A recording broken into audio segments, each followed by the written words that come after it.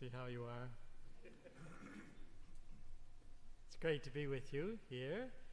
And this is my first of a few parishes in Albany, more than a few, where there's kind of a pastor, but where the deacon or the layperson is with all of you, does the church without the pastor. And that is an interesting thing for me, coming from Boston. We don't have one of those. So it is, but it all looks in good order to me. So anyway, today we celebrate the Epiphany. And the Epiphany is a very important feast. It's actually just January 6th, but we celebrate it on this Sunday. And I wanted to just draw 3 very simple lessons from the Epiphany Gospel, which you're all very familiar with. And the first of the 3 lessons is, they saw the star which led them to Christ because they were looking for it.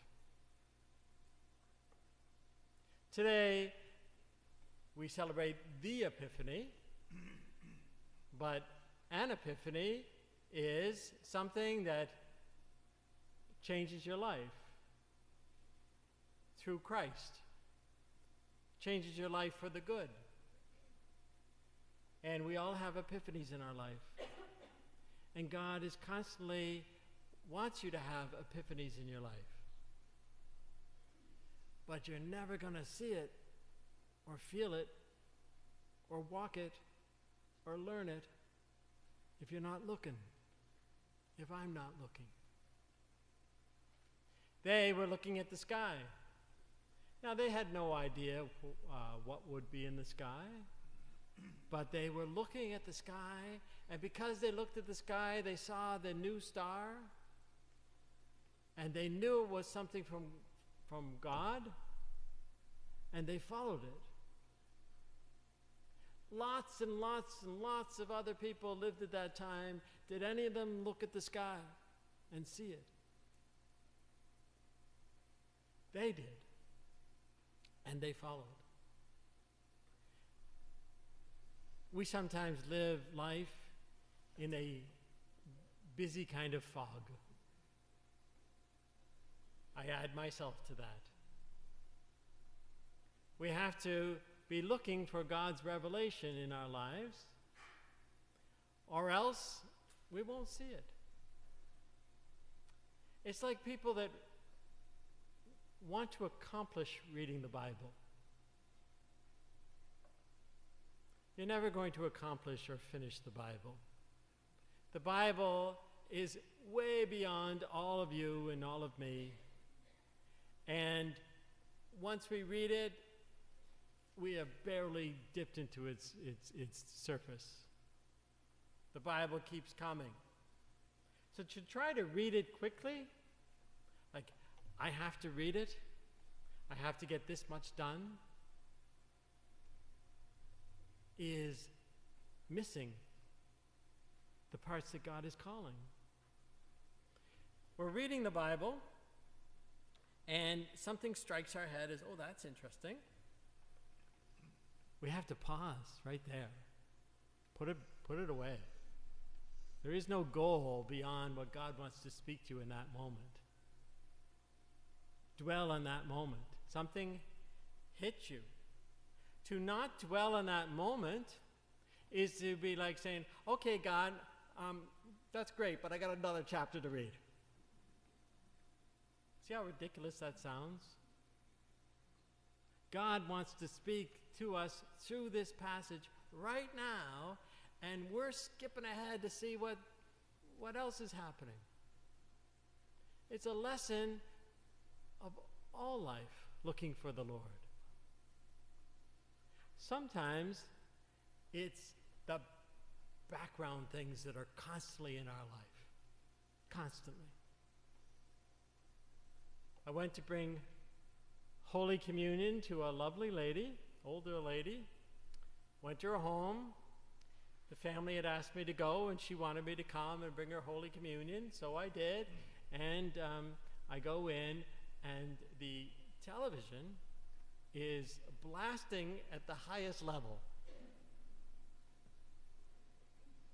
And so she had a remote right there,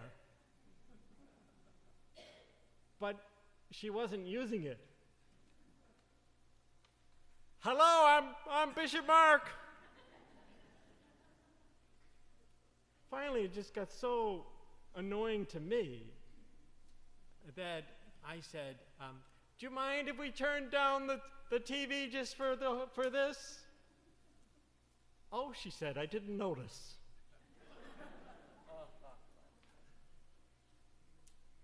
I bet you that TV is on her entire life right now.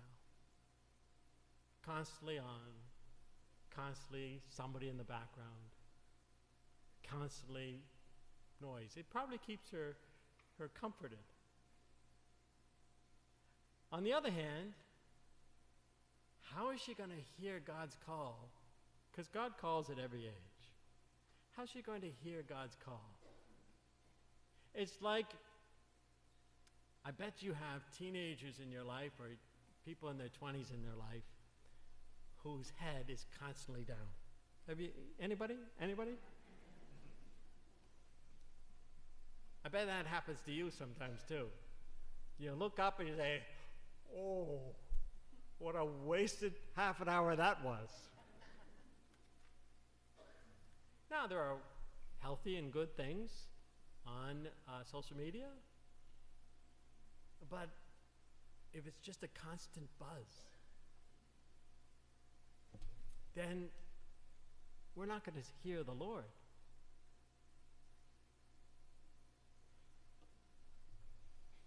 First point. If you want to hear the Lord, you got to listen and you got to look. You have to say, okay, I'm going out to pray. I'm going out for a walk. I'm going to commune with nature. I'm going to go to the chapel. I'm going to open the Bible. You have to work at it. Okay. Very simple, these lessons from the Epiphany. Very simple.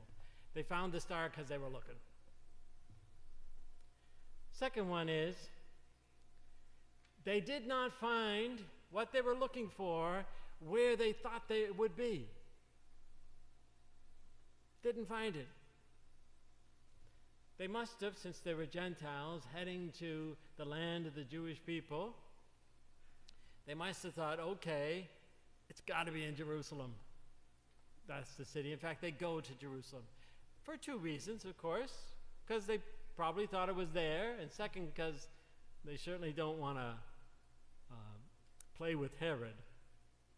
So they go there, expecting something big is happening. There's a star in the sky. Eventually, where did they find their epiphany? Where did they find the Lord? In a stable with Mary and Joseph and an ox and a sheep. Maybe they saw the shepherds. That's where they found the Lord. In a small, if it came later, because it's not specific in the Bible, in a small house. That's where they found the Lord. And we too will find the Lord in unexpected places. That's why we have to look. The Jewish people, the apostles, they thought the Messiah would come down from heaven from on high with like a sword. John the Baptist spent his whole life looking for the Lord, looking for the Lord. Where did he find him? It's his cousin. The Lord is in unexpected places. Sometimes we hope for beautiful joy and bliss, but we find the Lord in the darkness of our lives. Sometimes we look for an obvious sign, and where we find the Lord is in the mystery. Sometimes we want to be healthy to see the Lord, but where we find the Lord is in our sickness, in our weakness, not our strength. The Lord comes in unexpected places. Look for the Lord. Be ready to find the Lord. Find your epiphany in unexpected places. And the last very simple lesson from the Epiphany is they went home by a different route once they saw the Lord. When they saw the Lord, they prostrated themselves, they gave their gifts, and then they went home a different way. If it's an epiphany that you find, it has to change your life. You, after experiencing the epiphany, have to be a different person who goes home a different way. A different person. And we have to be willing to change as the Lord calls us. The Lord calls us in amazing ways. If we're listening, if we're ready. And the Lord doesn't never once in my life, never once has God ever said to me in prayer, Mark, you're perfect, keep it up. Don't change a thing, Mark. But sometimes that's what I want Jesus to say to me in prayer. But I know that's why prayer can be a mystery. Prayer can be a bit scary. Because God calls. He's constantly calling, constantly asking for more. And when we know that God is calling, we have to follow. And when we think we know, might be, ask yourself, is it good? If it's good, then we follow. It's very simple discernment. God's never going to call you to anything bad. Challenging? Sure. Difficult? Sometimes. Joyful? Lots of times. But bad? Never. So we go with the inspiration. We change. Be ready to change. Be looking to see. Be startled to find. Be ready to change.